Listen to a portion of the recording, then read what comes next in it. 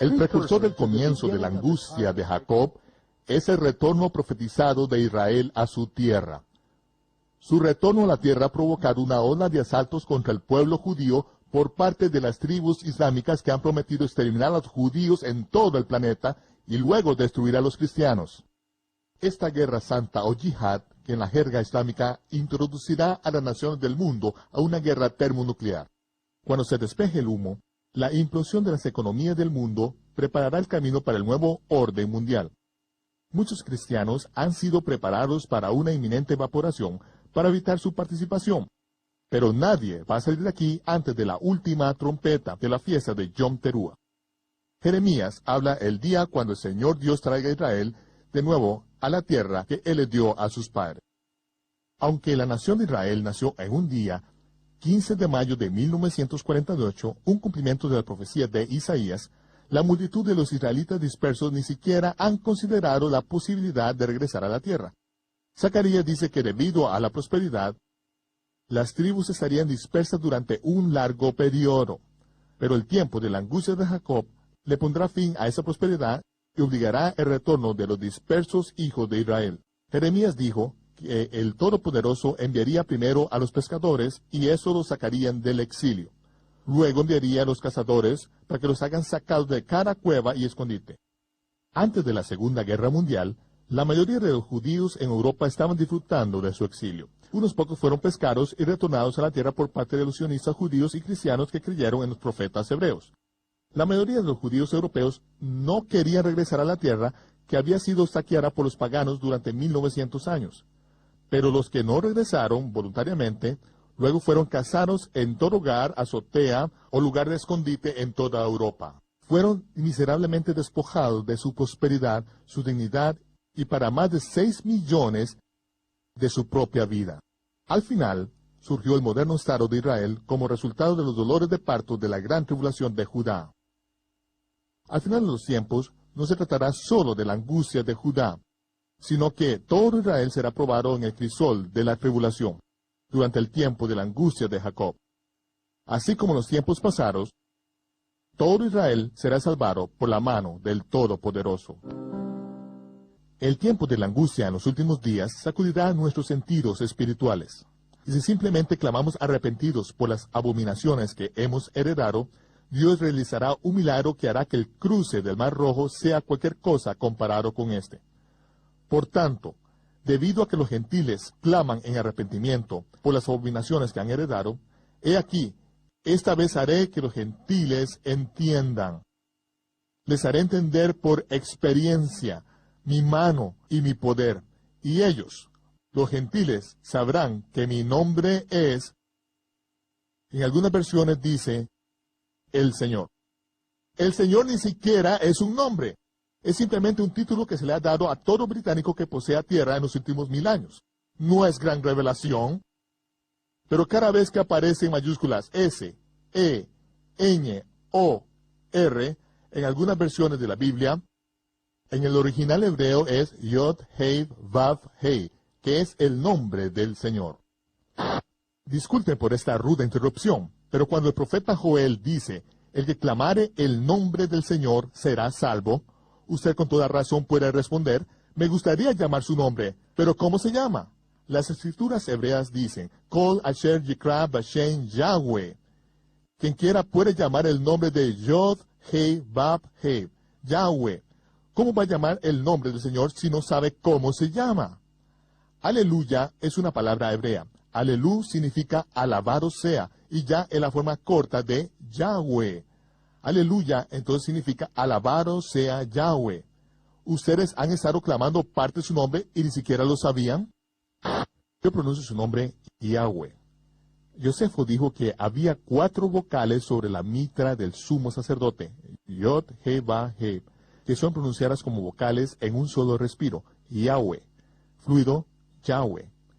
En la literatura griega, Yoda, Alfa, Amacron, Upsalom, Absalom, fue usada para acercarse al nombre. Las mismas vocales A, E, I, O, U, usadas en español hoy en día. Jehová, un nombre que se encuentra en algunas versiones de la Biblia, es una palabra híbrida obtenida de pronunciar las 4 vocales como consonantes y sumando las vocales de la palabra hebrea Adonai, que significa Señor. Ese cambio deliberado por parte de los estudiosos hebreos hace más de un milenio se hizo para evitar que el nombre verdadero fuera ensuciado por parte de los gentiles. El mundo de habla inglesa lo ha pronunciado aún peor, al pronunciar la Yud como J, Jehová, ni siquiera cerca. Cerca de 7,000 veces aparece el nombre del Señor Yahweh en las escrituras hebreas. Pero los traductores de la versión King James, siguiendo una tradición judía que enseña que el nombre es demasiado santo para ser pronunciado por la gente común, sustituyeron el nombre por el título El Señor, cada vez que en hebreo aparece Yod-He-Va-He. Ellos pusieron el Señor con mayúsculas de modo que aún se pudiera discernir el nombre.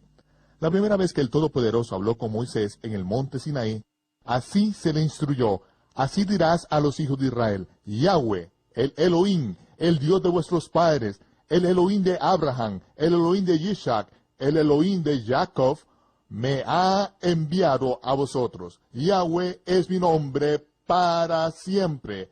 Con él se me recordará por todos los siglos. Quería que su nombre fuera conocido en toda la tierra. Quería que su nombre fuera honrado, respetado y apreciado. Quería que su pueblo lo invocara usando su nombre propio. Nunca quiso que su santo nombre fuera deshonrado o desprovisto de autoridad. El tercer mandamiento ordena: no tomarás el nombre de Yahweh tu Elohim en vano. Explicación rudimentaria. La palabra hebrea shab, comúnmente traducida como vano o vanidad, significa vacío, sin valor o hasta falso. El mandamiento de no tomar el nombre del Creador en la mayoría de los casos se entiende como blasfemar, tal como usar su nombre para maldecir.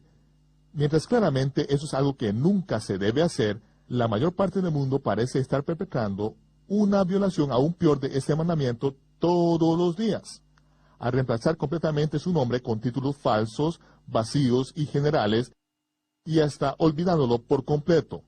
En verdad que hemos considerado su nombre, cuál es el nombre sobre todo nombre, como algo sin valor. Para asegurarse que la gente común no hiciera de Yahweh un nombre común, los líderes religiosos agregaron un mandamiento que les prohibía a la gente invocar el nombre de Yahweh. En su lugar, ellos le instruyeron que lo llamaran Baal, el cual no necesariamente se refiere a un específico dios falso, pero en hebreo, Baal es la simple palabra para maestro o esposo, el mismo indistinto título como Adonai o Señor. Pero la Torá explícitamente nos ordena que nadie está autorizado de poner o quitar mandamientos de la palabra de Yahweh. Ellos quebrantaron la Torá al poner ese mandamiento que eventualmente ha hecho que Israel olvide su nombre, desconocido a través del mundo y en la práctica y sin poder. El profeta Elías tuvo que tratar con este mismo asunto aquí en el Monte Carmelo. Y fue aquí que Eliyahu retó a los 450 profetas de Baal, o traducido a español como profetas del Señor, para determinar quién era el mensajero del verdadero Dios. Lo que usted no puede ver cuando está leyendo la versión en español de la Biblia es que Eliyahu es llamado el profeta de Yahweh. Y los predicadores que eran subsidiados por el gobierno de Ahab y Jezabel fueron llamados los profetas del Señor. El gobierno alimentó a esos predicadores en la mesa de Jezabel, quizás con las ganancias del 10% de impuestos sobre asuntos religiosos que ellos autorizaron recoger de la gente. Ellos predicaron un indistinto evangelio de prosperidad acerca de un indistinto Dios que tiene indistintos requisitos. El pueblo pensó que ellos estaban adorando al Dios que los sacó de la tierra de Egipto, pero ni siquiera sabían su nombre, ni qué requería de ellos. En el duelo del Monte Carmelo, los predicadores reconocidos del gobierno llamaban a su Señor en vano. Pero cuando Eliyahu llamó al santo nombre de Yahweh, su oración fue contestada por fuego del cielo. Allí hay una gran diferencia. Si un indistinto Señor es tu Elohim, tu fuerza, luego sigues sirviéndole de la manera que tú quieras. Pero si Yahweh es tu Elohim, luego es mejor que empecemos a obedecer sus mandamientos y de limpiarnos de esas abominaciones que hemos heredado. Fue el fariseo mesiánico Shaul, conocido como Pablo, que nos advierte: no sigan las tradiciones judías y fábulas que te desvían de la verdad. Él no dijo que todas o aún más tradiciones judías hacen esto, pero debemos de rechazar las que sí perjudican. El esconder el santo nombre es una de esas tradiciones, uno de esos mandamientos de hombres que no solamente nos desvían de la verdad, pero fue la causa primordial de la destrucción del segundo templo por Roma. Antes del cautiverio de Babilonia, Jeremías rechazó al sacerdote. Debido a que ustedes le enseñaron a mi pueblo a jurar por Baal o el Señor, en lugar de invocar mi nombre, Yahweh, voy a mandar a la nación entera al cautiverio. Cuando regresen, si aún rehúsan enseñar mi nombre a mi pueblo, arrancaré esa nación sacándola de raíz. Y esa fue la razón por la cual el templo fue destruido y toda la nación de Israel fue mandada al exilio en el año 135 de la era común. La razón por la cual los sacó de Egipto era para que les diera a conocer su nombre en toda la tierra. Debido a que son mandamientos de hombres, los sacerdotes dejaron de enseñar su nombre, de modo que cayeron de nuevo en cautiverio, una vez más a vagar por la montaña. El cautiverio actual, el exilio que ha durado 1900 años, terminará cuando la mano de Yahweh sea revelada. En ese día, millones invocarán el nombre que permanecerá para siempre, Yahweh. Una de las últimas cosas que el Mesías les dijo a los que se suponía que deberían estar enseñando el nombre fue: no me verán de nuevo hasta que digan Baruch haba Beshem Yahweh. Bendito el que viene en el nombre de Yahweh. Citó correctamente el Salmo. No usó un título impreciso como el Señor, Baal, Adonai o Hashem. Y no habló del nombre de Yahweh en vano.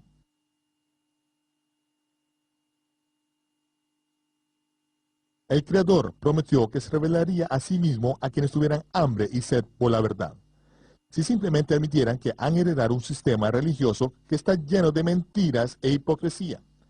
Si confesamos nuestros pecados y nos separamos de los caminos paganos, Él prometió que nos guiaría individualmente a redescubrir el poder en su nombre, que fue encubierto por más de 2000 años de tradición, superstición y desobediencia.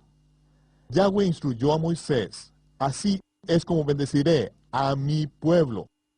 Los hijos de Aarón deben poner mi nombre sobre la gente, pronunciando esta bendición sobre ellos, y yo los bendeciré. Y verrajaja Yahweh beishmereja, Yair Yahweh panav eleja vijuneja, Isha Yahweh panav eleja, Beshen leja shalom. Yahweh te bendiga y te guarde. Yahweh haga resplandecer su rostro sobre ti y tenga de ti misericordia. Yahweh alce sobre ti su rostro y ponga en ti shalom, paz.